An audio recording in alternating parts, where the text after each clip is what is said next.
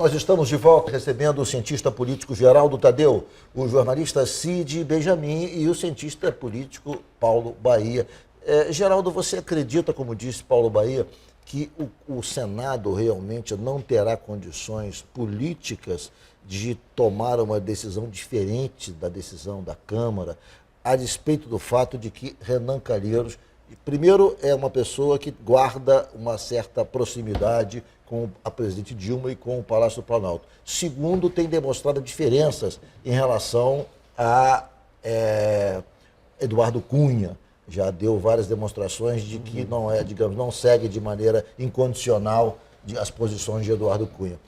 Esses dois fatos combinados pode gerar alguma expectativa de uma posição surpreendente do Senado ou não?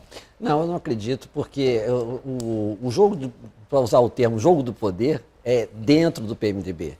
Né? A disputa ali era por espaço entre Renan Calheiros, Eduardo Cunha, Jucá, Michel Temer. Né? Então, Renan Calheiros, usando a presidência do Senado, tinha o seu recurso de poder e se distanciava nesse jogo, fazendo alguns acenos ao governo. Acontece que agora a mão virou. Ou seja, o governo não tem mais recursos para trocar com o Renan Calheiros.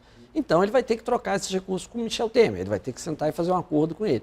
Então, não acho que ele vá fazer nada muito fora do script. Né? E hoje, segundo o próprio Estadão, que tem um placar do Senado também, já há uma maioria de senadores, de 45 senadores, que se declararam favoráveis à admissibilidade. Ou seja, é só uma questão de tempo, mas alguns dias o Senado vai acatar e aí eu acredito que logo a presidente Dilma vai ser afastada e aí, como disse Paulo Bahia, é um caminho sem volta. Mas até o afastamento da presidente Dilma, ela continua presidente da República e continua no cargo. Fica uma situação um pouco estranha, não fica não, Cid? Ela, quer dizer, diante do que aconteceu hoje, ela permanece amanhã presidente da República, ela fica, parece que é meio presidente, é isso? Mas alguém vai servir cafezinho para ela? Acho que a questão é essa. Na verdade é. Eu concordo com ele. Dificilmente o Senado vai reverter essa posição da Câmara. Dificilmente vai. Acho, inclusive, que a população, quem é contra o impeachment, que foi para as ruas, etc., vai perceber isso. Vai haver uma tendência, inclusive, de haver menos gente na rua, enfim, a pressão maior. Havia uma percepção de que o jogo jogado era hoje. Era o jogo decisivo. E também não creio que o Renan seja um aliado muito confiável para qualquer pessoa que ele vá lá ficar do lado da Dilma. Eu acho que o Renan teve uma preocupação, de certa maneira, em não se mostrar um cara igual ao Eduardo Cunha, que é o jeito mais queimado da política brasileira. Então o Renan, como ele disse, queria preservar a biografia dele. Então ele acho, inclusive, que ele vai dar um encaminhamento normal, sem forçar a barra para nenhum lado e tal. Mas eu não creio que o PT ou a Dilma possam contar com a ajuda do Renan para qualquer coisa. E acho que a tendência é o Senado referendar o que a Câmara aprovou. Na pesquisa do Datafolha, publicada há 10 dias, o presidente Lula volta a aparecer em condições razoáveis, em crescimento, ele e Marina da Silva. Você acredita que o Lula ainda tenha combustível eleitoral, potencial de voto para disputar uma nova sucessão presidencial? Se a campanha fosse hoje, Ricardo, eu teria certeza de dizer para você que sim, que o presidente Lula tem capital político ainda para disputar, tanto que a pesquisa indica isso. Né? Mas nós temos um outro fator, que é a Operação Lava Jato. A Operação Lava Jato tem desdobramentos no foco no Lula, tem desdobramentos com foco no Eduardo Cunha e no próprio Renan Calheiros também. Então, eu não sei se em 2018 essa competitividade será a mesma, mas não podemos descartar o presidente Lula como um ator político importante no cenário político brasileiro nos próximos 2 anos e no jogo sucessório em 2018.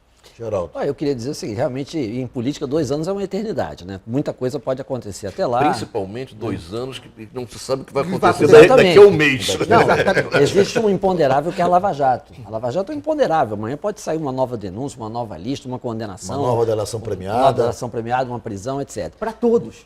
Para todos. Para todos. Agora, analisando os dados das pesquisas, a gente vê que o Lula hoje voltou ao patamar que ele tinha em dezembro do ano passado. Ele caiu e voltou. Na verdade, o que aconteceu foi que, com a campanha contra o impeachment, ele reagrupou forças de esquerda que ele tinha perdido. E, na verdade, o Lula hoje com 22%, ele tem 53% de rejeição. Então, eu não vejo o Lula como um ator capaz de ganhar as eleições de 2018, a partir de hoje. Porque ele tem uma rejeição muito A rejeição alta. pode ser reduzida no curso da campanha. Pode ser reduzida, Nós temos mas exemplos de rejeição que foram reduzidas, é um não. passivo muito alto para ser reduzido. Então, hoje ele não teria essa condição. Ele seria um eleitor mais do que um eleito. Ou seja, ele pode influenciar o processo uns 22% que tem. Cid, eu conversei... Deixa eu comentar isso aqui. Rapidamente, Quer nós dizer, estamos quase no final do programa. eu acho que você subestima um pouco a possibilidade do Lula. Acho que houve um dado, o seguinte, ficou claro para uma parcela da população de que estava havendo uma perseguição a ele. Aquela condução coercitiva para ele depor, quando ele não tinha nem sido chamado antes e deixar de ir, aí se justificaria. Quer dizer, ele apareceu como vítima, a vitimização do Lula, e inclusive do PT. Eu, por A exemplo, divulgação da conversa dele com o presidente Dilma foi um outro fato que trouxe uma certa solidariedade a ele, porque ali se configurou uma certa exorbitância de juiz Moro, né? Claro, então, enfim, muita gente que apoiou quase incondicionalmente a Lava Jato no início, no meu caso é esse, eu pensei, está exagerado esse negócio, quer dizer, estão aliviando outros segmentos e forçando a mão em cima do PT. Eu não sou petista, eu quero mais é que quem tenha roubado vai para a cadeia.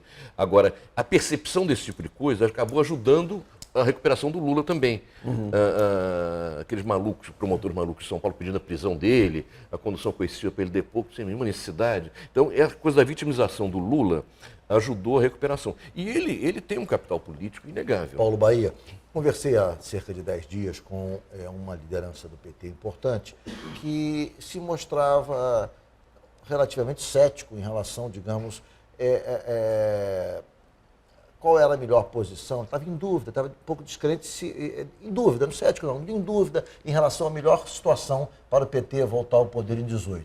Se era melhor voltar ao poder com Lula candidato à sucessão da presidente Dilma, portanto, continuidade do governo Dilma, ou se era melhor de Lula voltar em oposição ao governo Michel Temer. O que você acha em 1 minuto, porque nós estamos encerrando o programa. Em 1 minuto, Lula será a oposição a Michel Temer. Sim, mas é melhor ser candidato em oposição ou candidato como continuidade de Dilma? Melhor ser candidato em oposição a Michel Temer. É mais fácil? Mesmo, Rapidamente, pode falar. não, mesmo que ele renegue tudo que fez e que a Dilma fez. Ele pode ter um discurso de esquerda, renegando a política econômica que eles fizeram e aparecer com a maior cara de pau como candidato de oposição e de esquerda. Concorda, Geraldo? Continuo achando que ele vai ser um eleitor, mas não um eleito. Ok, gente, o nosso tempo se esgotou. Foi um prazer enorme recebê-los aqui no Jogo do Poder. Muito obrigado, Geraldo Tadeu, cientista político. Muito obrigado, Cid Benjamin. Obrigado, e muito obrigado a você também, Paulo Bahia. Foi Obrigado, um prazer Ricardo. recebê-lo aqui Prazer nessa noite em que analisamos a admissibilidade do impeachment da presidente Dilma. Nós voltamos no próximo domingo às 11h15. Muito obrigado pela sua audiência e até lá. Ninguém...